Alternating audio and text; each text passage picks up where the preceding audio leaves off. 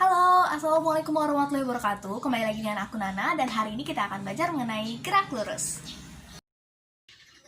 Yang pertama kita akan bahas adalah gerak. Apakah kalian telah benar-benar mengetahui apa itu gerak? Jadi gerak didefinisikan sebagai perpindahan posisi suatu objek yang diamati atau dilihat berdasarkan titik acuan tertentu. Nah, pernahkah kalian berdiri di pinggir jalan dan mengamati mobil yang melintas? Maka Anda akan beranggapan bahwa mobil tersebut bergerak. Dan pernahkah Anda yang sedang mengendarai atau kalian sedang duduk di dalam mobil dan kalian melihat keluar jendela, kalian akan melihat atau kalian akan beranggapan bahwa pohon dan juga bangunan yang berada di luar sedang bergerak. Lantas, apakah kedua kejadian atau fenomena ini merupakan gerak? Ya, ini merupakan gerak. Kenapa? Karena pada saat kita melihat dan mengamati objek, titik acuannya adalah diri kita sendiri. Jadi saat kita mengamati suatu perpindahan atau gerak objek, sangat penting untuk menentukan titik acuan kita. Jadi benda yang bergerak itu mengalami perubahan jarak dan juga mengalami perubahan posisi yang disebut dengan perpindahan. Lantas apa perbedaan dari jarak dan juga perpindahan? Jarak didefinisikan sebagai total atau seluruh panjang lintasan yang dilakukan oleh benda selama benda tersebut bergerak. Nah, jarak ini memiliki besaran yang dinamakan besaran skalar karena hanya memiliki nilai saja dan tidak memiliki arah.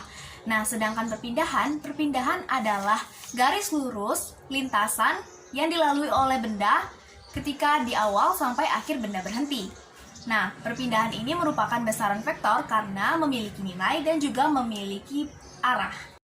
Untuk lebih memahami konsep dari jarak dan juga perpindahan, kita akan menganalogikan bahwa kalian sudah pernah atau kalian pernah melewati jalanan atau melintasi jalanan yang melengkung. Nah, jalanan yang melengkung ini dapat dilihat di samping. Nah, titik A adalah titik di mana Anda pertama kali bergerak dan B adalah titik di mana Anda berhenti. Lintasan dari A sampai B ini disebut dengan jarak. Sedangkan jika Anda menarik garis lurus dari A sampai ke B, ini disebut dengan perpindahan. Saat Anda mengamati objek yang bergerak, Anda bukan hanya mengamati objek tersebut, tapi Anda juga pasti mengamati seberapa cepatkah objek tersebut bergerak.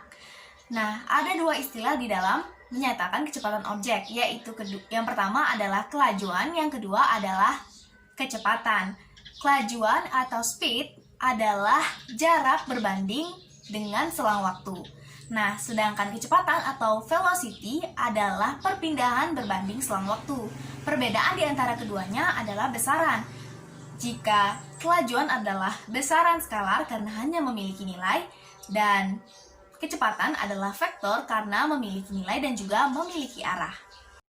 Sekarang Anda telah memahami apa itu gerak. Nah, selanjutnya kita akan memahami lagi itu apa gerak lurus. Gerak lurus termasuk ke dalam gerak translasi. Kenapa? Karena gerak lurus merupakan gerakan suatu objek yang tidak berotasi. Nah, gerak lurus kenapa dinamakan dengan gerak lurus? Karena gerak ini melalui sebuah lintasan yang berupa garis lurus. Nah, di dalam gerak lurus ini ada dua jenis berdasarkan ada tidak percepatan di dalam geraknya, yaitu yang pertama gerak lurus beraturan dan yang kedua adalah gerak lurus berubah beraturan. Yang pertama itu GLB atau gerak lurus beraturan. Nah, gerak lurus beraturan adalah gerak suatu objek yang konstan dan tanpa mengalami percepatan atau dapat dikatakan A sama dengan 0 atau percepatan sama dengan 0. Untuk mencari kecepatan dari GLB ini Anda dapat memasukkan atau menggunakan rumus V sama dengan S per T atau V sama dengan velocity dan S perpindahan per selang waktu. Nah, yang kedua adalah GLBB atau gerak lurus berubah beraturan. Gerak ini merupakan gerakan linear yang arahnya itu mendatar atau gerak lurus dengan kecepatan yang berubah karena terdapat percepatan yang tetap. Nah, di dalam GLBB ini terdapat dua jenis. Apabila percepatan yang dialami adalah bernilai positif, maka dinamakan dengan GLBB dipercepat. Sedangkan apabila percepatan itu bernilai negatif disebut dengan GLBB diperlambat. Nah, kemudian saya akan menjelaskan mengenai grafik kecepatan terhadap waktu. Nah, dapat dilihat, grafik yang pertama itu adalah grafik gerak benda di mana kecepatannya itu mengalami percepatan yang beraturan. Dan yang kedua adalah grafik di mana benda bergerak dengan kecepatan yang konstan atau tidak dipercepat. Nah, sedangkan grafik yang ketiga adalah gerak benda yang diperlambat secara beraturan. Oke, selanjutnya saya akan menjelaskan mengenai grafik jarak terhadap waktu di samping ini. Nah, kita mulai dari yang paling kanan atas sampai yang paling bawah. Nah, untuk grafik yang pertama itu menunjukkan bahwa benda bergerak dengan jarak yang tetap terhadap waktu. Nah, sedangkan 2 dan 3 menunjukkan benda tidak bergerak, dan grafik yang 4 dan 5 menunjukkan bahwa benda mengalami gerak berubah beraturan. Nah, gambar pertama ini sesuai dengan grafik sebelumnya, yaitu grafik pertama yang menunjukkan bahwa benda itu konstan. Nah, sedangkan yang benda keempat itu mengalami perubahan kecepatan yang dipercepat. Nah, sedangkan yang kelima adalah benda berubah tapi diperlambat. Nah, di dalam GLBB ini biasanya digunakan 3 rumus dasar. Yang pertama itu adalah rumus kecepatan akhir saat T. Rumus ini digunakan untuk menjelaskan kecepatan suatu benda yang memiliki percepatan dan juga memiliki kecepatan awalnya itu sebesar V0.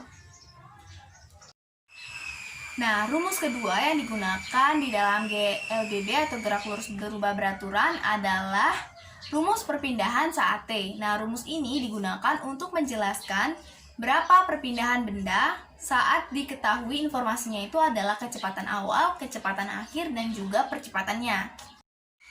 Rumus ketiga di dalam GLBB adalah rumus kecepatan jarak. Nah, rumus kecepatan jarak ini biasa digunakan untuk menjelaskan hubungan antara jarak perpindahan, dan juga kecepatan awal, kecepatan akhir, dan besar percepatan yang dilakukan tanpa mengetahui waktu tempuhnya. Oke, demikian materi gerak lurus pada hari ini. Jangan lupa untuk like, komen, dan juga subscribe. Terima kasih. Assalamualaikum warahmatullahi wabarakatuh.